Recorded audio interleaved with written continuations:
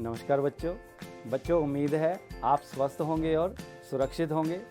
तो बच्चों, हम कक्षा 9 का अध्याय 5 अध्याय का नाम है लोकतांत्रिक अधिकार, इसको करने जा रहे हैं। आपको पता ही है, इसका एक भाग हम पहले कर चुके हैं और इस अध्याय का जो बचा हुआ हिस्सा है अब हम उसको करेंगे। और अध्याय के इस भाग में हम ये देखेंगे कि भारत के संविधान में नागरिकों को जो मौलिक अधिकार मिले हैं वो कौन कौन से हैं, और इसके साथ साथ हम ये भी देखेंगे कि किस प्रकार जो ये अधिकार हैं, किस प्रकार इनका दायरा बढ़ता जा रहा है। और इसके साथ ही हम ये भी देखेंगे कि राष्ट्रीय मानव अधिकार आयोग क्या है।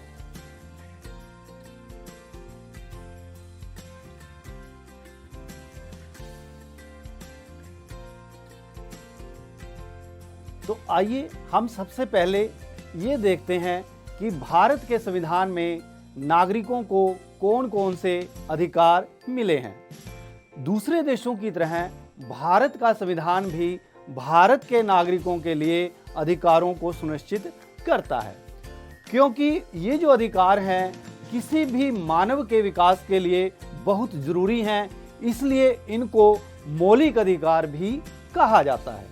और जो भारत का संविधान है, भारत के नागरिकों को 6 प्रकार के प्रमुख नागरिक अधिकार या मौलिक अधिकार प्रदान करता है। पहला है समानता का अधिकार, दूसरा है स्वतंत्रता का अधिकार, तीसरा है शोषण के विरुद्ध अधिकार, चौथा है धार्मिक स्वतंत्रता का अधिकार, पांचवा है सांस्कृतिक व शैक्षणिक अधिकार, और छठा और अंतिम है संवैधानिक उपचारों का अधिकार। हम एक एक करके इनके बारे में अब जानेंगे। तो पहला है समानता का अधिकार।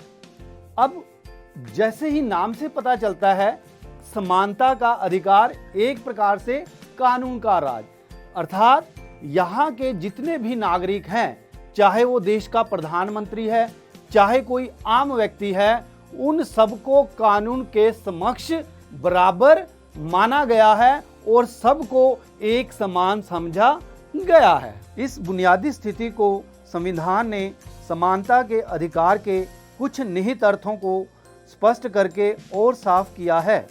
सरकार किसी से भी उसके धर्म, जाति, समुदाय, लिंग और जन्म स्थल के आधार पर भेदभाव नहीं कर सकती।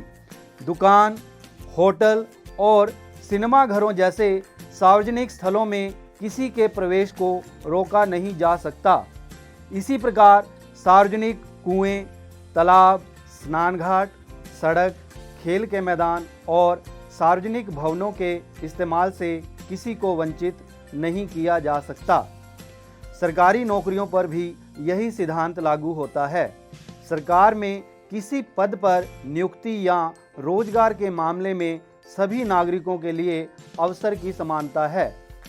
भारत सरकार ने नौकरियों में अनुसूचित जाति, अनुसूचित जनजाति और अन्य पिछड़ी जातियों के लिए आरक्षण की व्यवस्था की है। अनेक सरकारें विभिन्न योजनाओं के तहत कुछ नौकरियों में स्त्री, गरीब या शारीरिक रूप से विकलांग लोगों को प्राथमिकता देती है। आप सोच सकते हैं कि आरक्षण की इस तरह की व्यवस्था समानता के अधिकार के खिलाफ है, पर असल में ऐसा नहीं है। समानता का मतलब है हर किसी से उसकी ज़रूरत का ध्यान रखते हुए समान व्यवहार करना। समानता का मतलब है हर आदमी को उसकी क्षमता के अनुसार काम करने का समान अवसर उपलब्ध कराना है। कई बार अवसर की समानता सुनिश्चित करने भर के लिए ही कुछ लोगों को विशेष अवसर देना जरूरी होता है। आरक्षण यही करता है। इसी बात को साफ करने के लिए संविधान स्पष्ट रूप से कहता है कि इस तरह का आरक्षण समानता के अधिकार का उल्लंघन नहीं है। किसी तरह का भेदभाव न होने का सिद्धांत सामाजिक जीवन पर भी इसी तरह लागू होता है। संविधान सामाजिक भेदभाव के एक बहुत ही प्रबल रूप छुआछूत का जिक्र करता है और सरकार को निर्देश देता है कि वह इसे समाप्त करे। किसी भी तरह के छुआछूत को कानूनी रूप से गलत करार दिया गया है। यहाँ छुआछूत का मतलब कुछ खास जातियों के लोगों के शरीर को छूने से बचना भर नहीं है। यह उन सारी सामाजिक मान्यताओं और आचरणों को भी गलत करार देता है जिसमें किसी खास जाति में जन्म लेने भर से लोगों को नीची नज़र से देखा जाता है या उनके साथ अलग तरह का व्यवहार किया जाता है। इसलिए संविधान ने छुआछूत को दंडनीय अपराध घोषित किया है। दूसरा जो अधिकार है वो है स्वतंत्रता का अधिकार। अब स्वतंत्रता का अर्थ क्या है? आज़ादी, अर्थात किसी भी व्यक्ति को या सरकार को हमारे मामलों में दखल देने का कोई अधिकार नहीं होना चाहिए। यहाँ के जो नागरिक हैं अपने ढंग से जैसा चाहें वैसा करें, अर्थात उनके रास्ते में किसी भी प्रकार की कोई बाधा किसी भी व्यक्ति के द्वारा या सरकार के द्वारा नहीं पहुंचाई जानी चाहिए। यही स्वतंत्रता का अधिकार बताता है। और जो संविधान है हमारा, हमें भारतीय संविधान 6 प्रकार की स्वतंत्रताएं प्रदान करता है।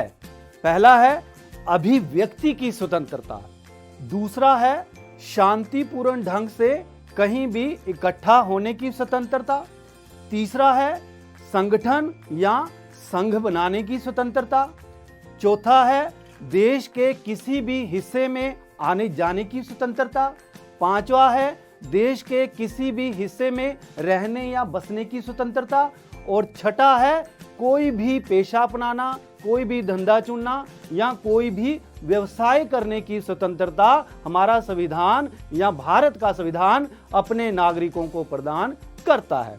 अब हम एक एक करके इनके बारे में पढ़ेंगे या इनके बारे में जानेंगे। पहला है अभिव्यक्ति की स्वतंत्रता। अभिव्यक्ति अर्थात अपने आप को व्यक्त करना किसी भी रूप में, चाहे बोलकर चाहे लिखकर। हम जो कहना चाहते हैं वो हम अपने भावों के जरिए उसको चाहे लिखकर चाहे बोलकर प्रकट कर सकते हैं। दूसरों से स्वतंत्र ढंग से विचार विमर्श और संवाद करके ही हमारे विचारों और व्यक्तित्व का विकास होता है। आपकी राय दूसरों से अलग हो सकती है। संभव है कई सौ लोग एक ही तरह से सोचते हों, तब भी आपको अलग राय रखने और व्यक्त करने की आज़ादी है। आप अपने विचारों को पर्चा छापकर या अखबारों पत्रिकाओं में लेख लिखकर भी व्यक्त कर सकते हैं। आप यह काम चित्र बनाकर, कविता या गीत लिखकर भी कर सकते हैं, पर आप इस स्वतंत्रता का उपयोग करके लोगों को सरकार के खिलाफ बगावत के लिए नहीं उकसा सकते। आप किसी के खिलाफ झूठी बातें कहने या उसकी प्रतिष्ठा गिराने वाली बातें प्रचारित करने में इस स्वतंत्रता का उल्लेख नहीं कर सकते। तो इस प्रकार हम देखते हैं कि जो अभिव्यक्ति की आजादी है उसका अर्थ है कि हम अपने आप को व्यक्त कर सकते हैं, कह सकते हैं, लेकिन साथ ही हमने ये भी देखना है कि जब हम जो कह रहे हैं वो किसी की भावनाओं को किसी भी तरह की ठेस न पहुंचाए।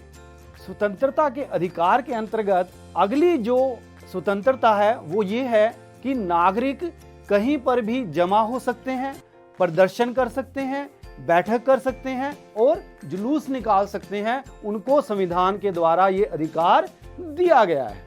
वे सब किसी समस्या पर चर्चा करने, विचारों का आदान प्रदान करने, किसी उद्देश्य के लिए जनमत तैयार करने या किसी चुनाव में किसी उम्मीदवार या पार्टी के लिए वोट मांगने के लिए कर सकते हैं।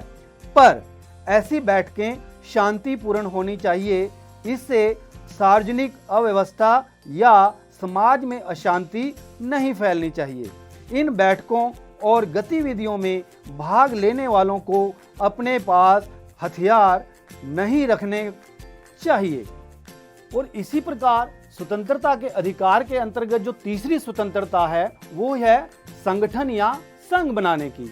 जैसे जो मजदूर होते हैं अपने हितों के लिए अपने संगठन बना लेते हैं या संघ बना लेते हैं, उसी प्रकार अगर किसी भी नागरिक को ये लगता है या नागरिकों के समूह को ये लगता है कि देश में भ्रष्टाचार बढ़ रहा है, तो वो उसके खिलाफ इकट्ठे हो सकते हैं और इस प्रकार भ्रष्टाचार को दूर करने का प्रयास कर सकते हैं। इसी प्रकार स्वतंत्रता के अधिकार के अंतर्गत ये भी नागरिकों को स्वतंत्रता मिली हुई है कि वो देश के किसी भी हिस्से में आ जा सकते हैं। उदाहरण के लिए कोई भी व्यक्ति दिल्ली से चेन्नई जा सकता है या कलकत्ता से अहमदाबाद जा सकता है। देश के किसी भी हिस्से में बेरोक टोक आ जा सकता है। इसी अधिकार के चलते लाखों लोग गांव से निकलकर शहरों में और देश के गरीब इलाकों से निकलकर समृद्ध इलाकों में आकर काम करते हैं। और एक स्वतंत्रता ये भी मिली हुई है कि हम देश के किसी भी हिस्से में बस सकते हैं। यानी अगर हम चंडीगढ़ में रह रहे हैं और दिल्ली में रहना चाहते हैं तो रह सकते हैं, और अगर दिल्ली में रह रहे हैं चेन्नई में रहना चाहते हैं तो रह सकते हैं। और एक स्वतंत्रता हमें यह भी मिली हुई है कि हम देश के किसी भी हिस्से में बस सकते हैं, रह सकते हैं। पहले तो सिर्फ यही था कि आ जा सकते हैं, साथ ही ये भी है कि हम बस सकते हैं और रह सकते हैं। देश के एक हिस्से से निकल करके हम दूसरे हिस्से में जाकर के बस सकते हैं।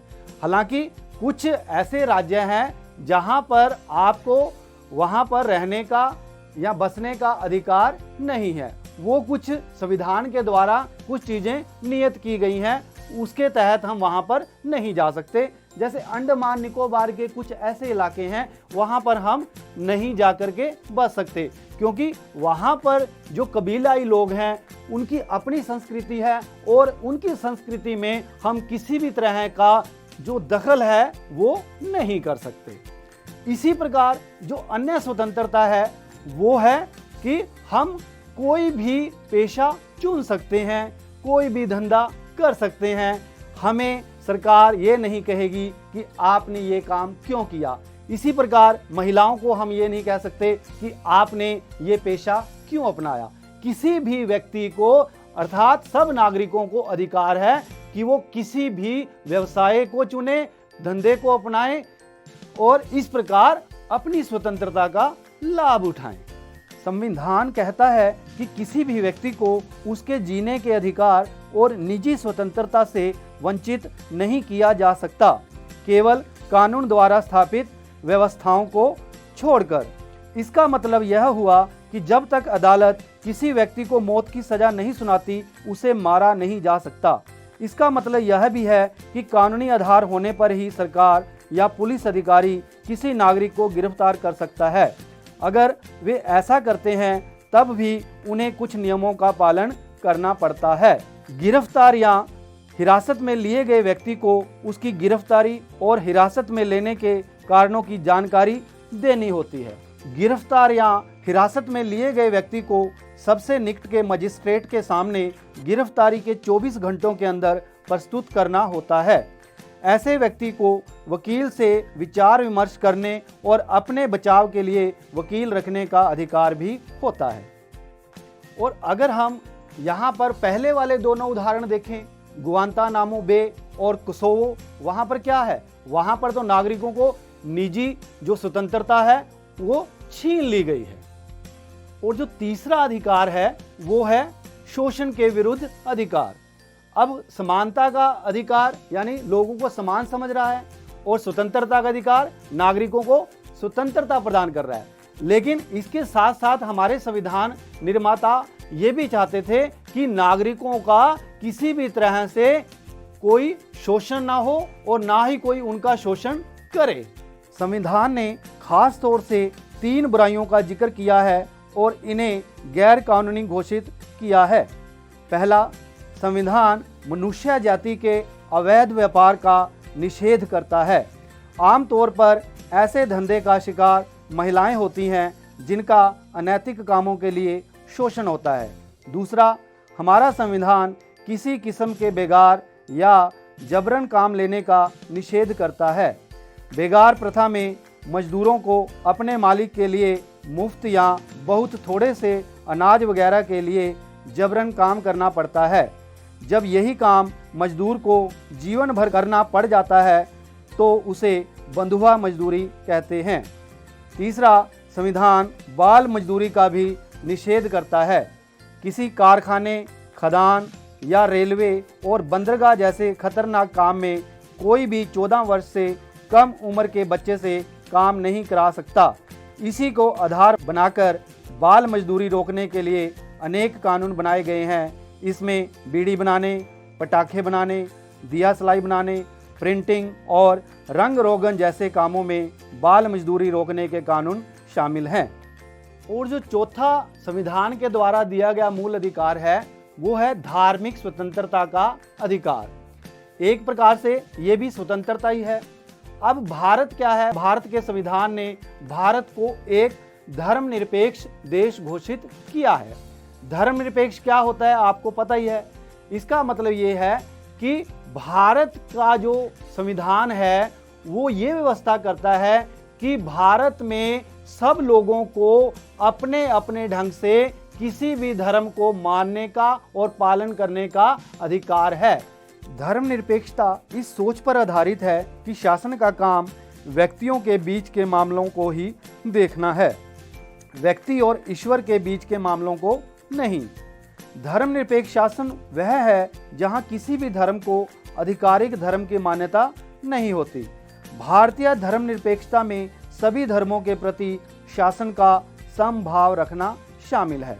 धर्म के मामले में शासन को सभी धर्मों से उदासीन और निरपेक्ष होना चाहिए।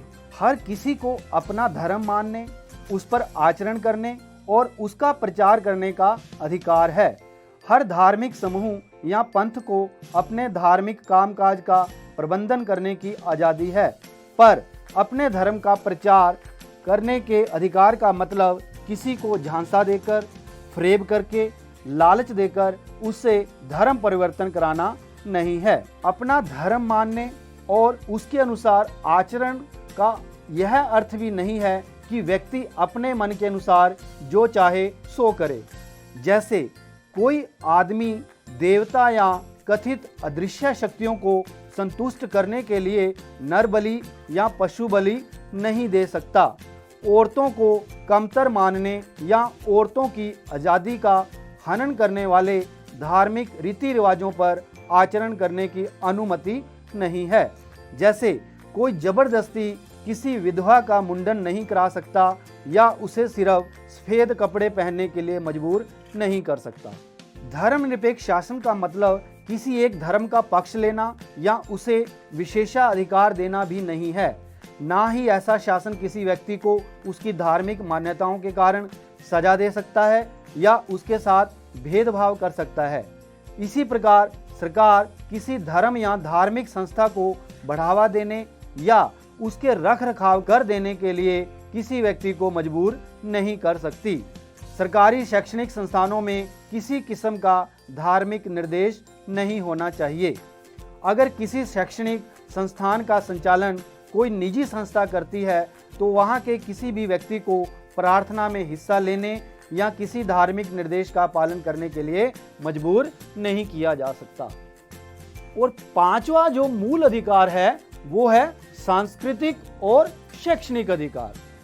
आपको पता है कि भारत में बहुत ही तरह के लोग रहते हैं, विभिन्न धर्मों के लोग हैं और इसके साथ साथ यहाँ पर विभिन्न प्रकार की भाषाएं बोली जाती हैं। लेकिन एक बात आपने और ध्यान दी होगी कि भारत में कुछ ऐसे लोग हैं जिनकी संख्या बहुत ज़्यादा है और जबकि कुछ ऐसे लोग हैं जिनकी संख्या कम है। और ये जो कम लोग हैं इनको अल्पसंख्यक कहा जाता है। और ये जो अल्पसंख्यक हैं अपनी संस्कृति को बचा करके रखें, उसके लिए जरूरी था संविधान के निर्माताओं के द्वारा ये सोचा गया कि इनको कुछ अधिकार दिए जाने चाहिए ताकि ये अपनी संस्कृति और अपनी भाषा को बचा करके रखें, उसका संरक्षण कर सकें। अगर बहुसंख्यक अपने ढंग से चलने लगे तो फिर ये जो अल्पसंख्यक लोग हैं इनकी जो भाषा है और जो संस्कृति है वो नष्ट हो सकती है। अल्पसंख्यकों को अपनी भाषा और अपनी संस्कृति को बचाने के लिए जो अधिकार दिए गए हैं, आइए अब हम उसको पढ़ें। नागरिकों में विशिष्ट भाषा या संस्कृति वाले किसी भी समूह को अपनी भाषा और संस्कृति को बचाने का अधिकार है। किसी भी सरकारी या सरकारी अनुदान पाने वाले शैक्षणिक संस्थान में किसी नागरिक को धर्म या भाषा के आधार पर दाखिला लेने से नहीं रोका जा सकता। सभी अल्पसंख्यकों को अपनी पसंद का शैक्षणिक संस्थान स्थापित करने और चलाने का अधिकार है। और जो छठा और अंतिम मौलिक अधिकार है वो है संवैधानिक उपचारों का अधिकार। अब ये जो अधिकार है ये एक प्रकार से जो हमारे पहले 5 हमने मौलिक अधिकारों की बात की है उनको गारंटी प्रदान करता है। ये सुनिश्चित करता है कि ये सारे के सारे अधिकार नागरिकों को प्राप्त हों, और अगर इनमें से कोई भी ऐसा अधिकार है जो नागरिकों से छीना जा रहा है या नागरिकों को उस अधिकार से वंचित किया जा रहा है, तो ये जो अधिकार है ये सुनिश्चित करता है कि अदालत के जरिए या न्यायपालिका के जरिए इन अधिकारों को प्राप्त करवाया जाए। यह अधिकार अन्य अधिकारों को प्रभावी बनाता है। संभव है कि कई बार हमारे अधिकारों का उल्लंघन कोई और नागरिक या कोई संस्था या फिर सरकार स्वयं ही कर रही हो, पर जब इनमें से हमारे किसी भी अधिकार का उल्लंघन हो रहा हो तो हम अदालत के जरिए उसे रोक सकते हैं, इस समस्या का निदान पा सकते हैं। मौलिक अधिकार विधायिका, कार्यपालिका और सरकार द्वारा गठित किसी भी अन्य प्राधिकारी की गतिविधियों तथा फैसलों से ऊपर हैं। मौलिक अधिकारों का उल्लंघन करने वाला कोई कानून नहीं बन सकता, कोई फैसला नहीं लिया जा सकता। विधायिका या कार्यपालिका के किसी भी फैसले या काम से मौलिक अधिकारों का हनन हो या उनमें कमी हो तो वह फैसला या काम ही अवैध हो जाएगा। सर्वोच्च न्यायालय या उच्च न्यायालयों को मौलिक अधिकार लागू कराने के मामले में निर्देश देने, आदेश या रिट जारी करने का अधिकार है। अदालतें गड़बड़ी का शिकार होने वालों को हर्जाना दिलवा सकती हैं और गड़बड़ी करने वालों को दंडित कर सकती हैं। मौलिक अधिकारों के हनन के मामले में कोई भी पीड़ित व्यक्ति न्याय पाने के लिए तुरंत अदालत में जा सकता है, पर अब अगर मामला सामाजिक या सार्वजनिक हित का हो तो ऐसे मामलों में मौलिक अधिकारों के उल्लंघन को लेकर कोई भी व्यक्ति अदालत में जा सकता है। ऐसे मामलों को जनहित याचिका के माध्यम से उठाया जाता है। अब ये जनहित याचिका क्या होती है? शब्दों से ही पता चल रहा है, जनहित याचिका। जन यानी लोग, हित यानी उनका हित, और याचिका यानी अर्जी, यानी लोगों को ध्यान में रखते हुए, लोगों के हितों को ध्यान में रखते हुए अदालत में जो अर्जी याचिका लगाई जाती है उसको जनहित याचिका कहते हैं। कोई भी व्यक्ति या कोई समूह एक सामान्य से पोस्ट कार्ड पर भी अपनी बात को लिख करके न्यायाधीश तक पहुंचा सकता है और बाद में उसकी बात को, चाहे वो व्यक्ति है या वो समूह है, उसकी बात पर सुनवाई होगी और इसीलिए इसे जनहित याचिका कहा जाता है। तो अभी हमने क्या देखा? भारत के लोगों को जो मूल अधिकार मिले हुए हैं उनके बारे में हमने जाना, लेकिन मूल अधिकारों के साथ साथ कुछ अन्य अधिकार भी हैं। एक प्रकार से देखें तो ये जो जितने भी अधिकार हैं इनका जो दायरा है वो बढ़ता जा रहा है। वो दायरा कहां कहां बढ़ रहा है, आइए अब हम उसको देखें। समय समय पर अदालतों ने ऐसे फैसले दिए हैं जिनसे अधिकारों का दायरा बढ़ा है। प्रेस की स्वतंत्रता का अधिकार, सूचना का अधिकार और शिक्षा का अधिकार जैसी चीजें मौलिक अधिकारों का ही विस्तार हैं, उन्हीं से निकली हैं। अब स्कूली शिक्षा हर भारतीय का अधिकार बन चुकी है। 14 वर्ष तक के सभी बच्चों को मुफ्त और अनिवार्य शिक्षा दिलाना सरकार की जिम्मेदारी है। संसद ने नागरिकों को सूचना का अधिकार देने वाला कानून भी पास कर दिया है। यह अधिकार विचारों और अभिव्यक्ति की आज़ादी के मौलिक अधिकार के तहत ही है।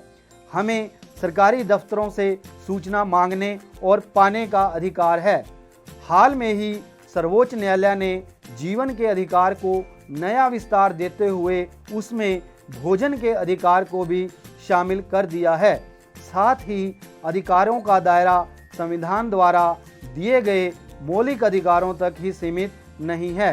संविधान अनेक दूसरे अधिकार भी देता है जो मौलिक अधिकार नहीं है, जैसे संपत्ति रखने का अधिकार मौलिक अधिकार नहीं है पर संवैधानिक अधिकार है।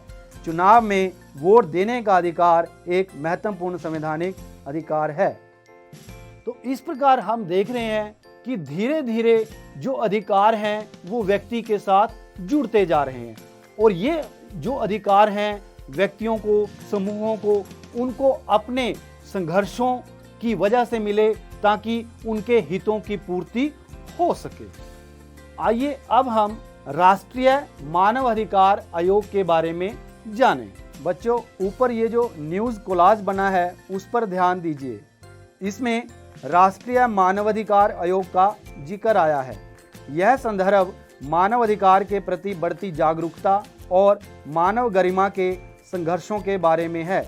विभिन्न क्षेत्रों में मानवाधिकार उल्लंघनों के गुजरात दंगे जैसे कई मामले हैं। इनके बारे में देश भर से लोगों का ध्यान आकृष्ट किया जा रहा है।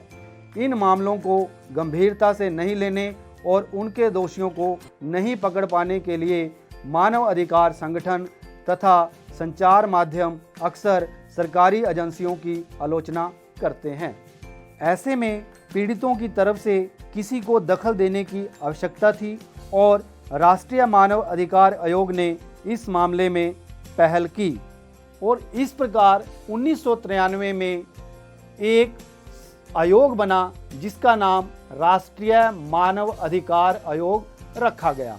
नाम से स्पष्ट है कि अगर मानव के खिलाफ कहीं पर कोई चीज़ गलत हो रही है, उसके अधिकार को छीना जा रहा है, तो ये जो राष्ट्रीय मानव अधिकार आयोग है ये अपने तरीके से उन लोगों को सहायता पहुंचाने का काम करता है। यह एक स्वतंत्र आयोग है।